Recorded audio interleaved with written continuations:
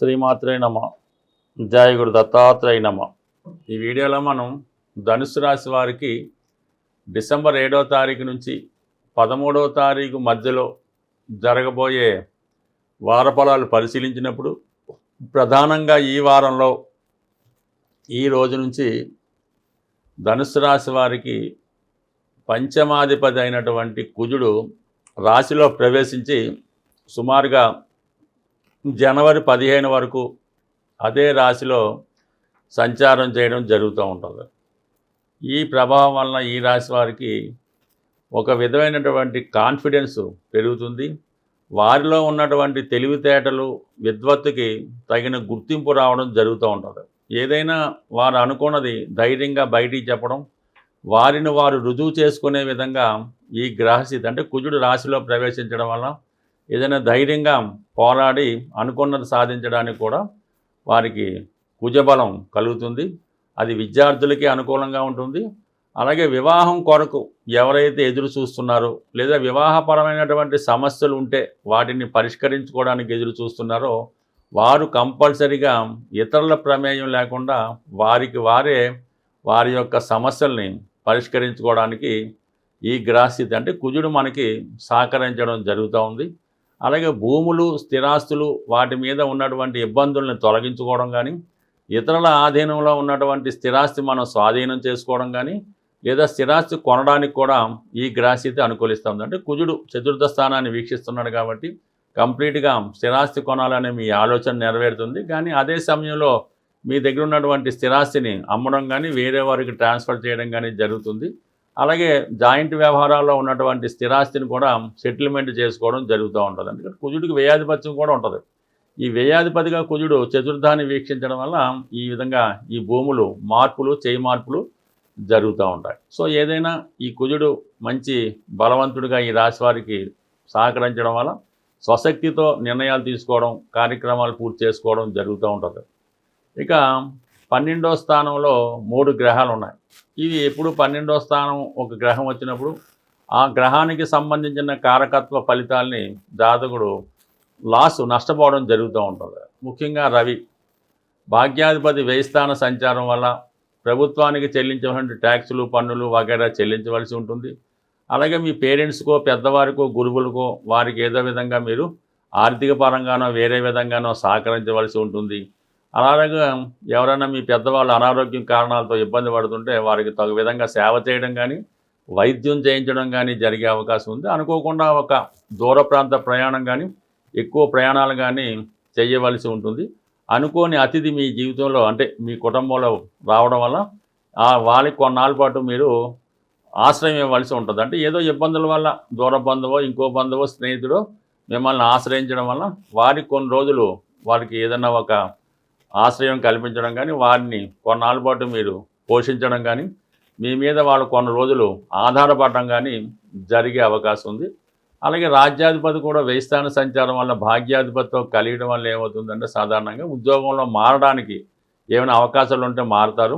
అలాగే వ్యాపార అభివృద్ధికి కొంత ఇన్వెస్ట్మెంట్ లాంటివి చేయడం కానీ అలాగే కొంతమంది సహాయకుల్ని మీరు నియమించుకోవడం కానీ జరిగే అవకాశం ఉంది. బట్ ఏదైనా వృత్తిపరంగా కొన్ని మార్పులు అన్నది ఈ వారం రావడం జరుగుతుంది. అది మరీ ముఖ్యంగా శుక్రుడు లాభాధిపతిగా ఉన్నటువంటి శుక్రుడు 12వ స్థానంలో ఉంటూ రవితో అసంగత్యం చెందడం వల్ల ఈ శుక్రమౌర్జ కారణంగా ఈ ధన వ్యయం ఎక్కువగా ఉంటుంది. స్త్రీల కొరకు కొన్ని బలహీనతల కొరకు మీలో ఉన్నటువంటి బలహీనతలకి వ్యసనాలకి ఎంటర్టైన్మెంట్కి రహస్యంగా కొంత ధనాన్ని ఖర్చు పెట్టడం కానీ ఈ విధంగా కొంత మనీ మీ జీవితంలో వేస్ట్ అవ్వడం జరుగుతూ ఉంటుంది. అది మీకు ఇబ్బంది కలిగించినప్పుడు కూడా దాని తర్వాత దాని యొక్క ప్రభావం కనబడుతూ ఉంటుంది. కాబట్టి సాధ్యమైనంత వరకు మరి ఈ 3 గ్రహాలు వ్యయ స్థానంలో ఉన్నాయి కాబట్టి బంధువులు ఎక్కువగా బంధువుల్ని చూడడం కానీ వారికి సహకరించడం కానీ ఎవరినో ఒకరిని ఆశ్రయించి చేరదీసి వాళ్ళని పెంచడం పోషించడం కానీ కొన్ని అదనపు బాధ్యతలు మీ మీద వేసుకోవడం జరుగుతూ ఉంటుంది. సాధ్యమైనంత వరకు ఈ విషయంలో ఒకసారి మీరు ఆలోచించడం మంచిది. బట్ ఏదైనా అర్ధాష్టమ శని ప్రభావం వల్ల మనం ఇస్తే ఒకలాగా ఇవ్వకపోతే ఒకలాగా ఉంటుంది. కాబట్టి మనసుకి కష్టం కలిగే కొన్ని సంఘటనలు మీ జీవితంలో ఈ సమయంలో జరిగే అవకాశం ఉంది. ఏదైతే మీరు రహస్యంగా దాచి ఇది చేద్దాం అనుకుంటున్నారో ఆ రహస్యం బయటపడడం వల్ల కొంత ఒత్తిడికో కొంత అవమానానికో కొంత ఇబ్బందులకో గురయ్యే అవకాశం ఉంటుంది. బట్ ఏదైనా గురువు యొక్క అనుగ్రహం ఈ రాశి వారి మీద సంపూర్ణంగా ఉండడం వల్ల చిన్న చిన్న సమస్యలు ఉన్న దాన్ని కంప్లీట్గా పరిష్కరించుకుంటారు. బట్ ఏదైనా ఈ రాశివారు మరి రవిగ్రహ అనుగ్రహం కోసం ఏదైనా ఒక ఆదివారం రోజు గోశాలలో 6 కేజీలు గోధుమలు దానం చేయడం వల్ల ప్రతిరోజు సూర్య నమస్కారం వల్ల కంప్లీట్గా మరి పెద్దవారి యొక్క ఆశీస్సులు లభిస్తూ ఉంటాయి.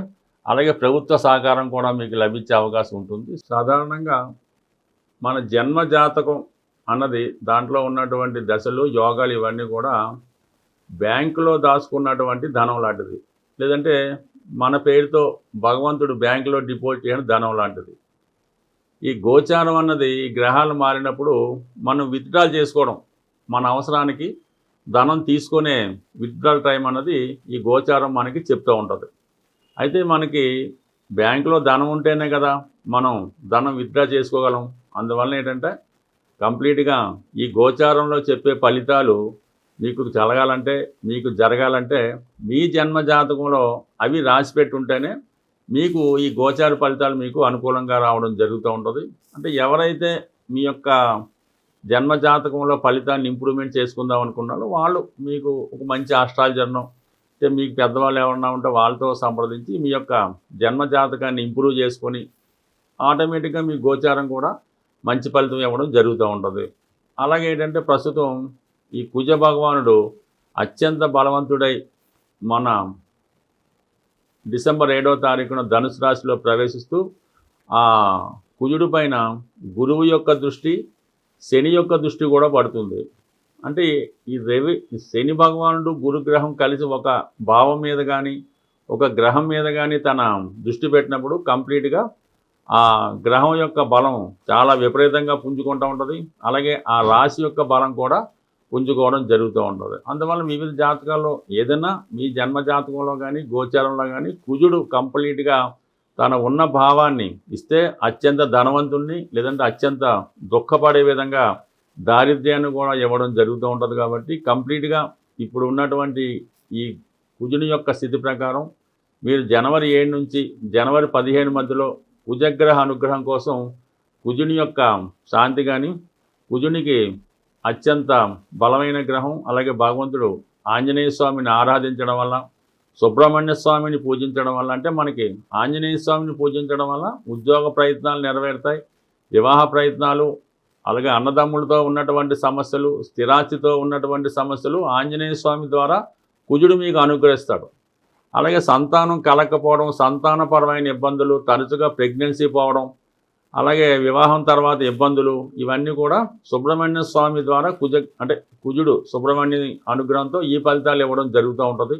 బట్ ఏదైనా మీకున్నటువంటి సమస్యను బట్టి అటు సుబ్రహ్మణ్య స్వామిని కానీ ఆంజనేయ స్వామిని కానీ, అంటే ఆంజనేయ స్వామి అయితే సింధూరంతో అభిషేకం చేసి వడమాల నైవేద్యం పెట్టి మరి ఈ విధంగా తమలపాకులు దండ వేయడం వల్ల ఆంజనేయ స్వామి ప్రసన్నం అవుతాడు. ఖచ్చితంగా 8 వారాలు చేయడం వల్ల, అంటే ఇంచుమించుగా ఈ టైం అంతా కూడా డిసెంబర్ 7 నుంచి జనవరి 15 మధ్యలో వీలైతే ప్రతిరోజు ఆంజనేయ స్వామిని ఈ విధంగా పూజించడం వల్ల రుణ సమస్యల నుంచి బయటపడతారు.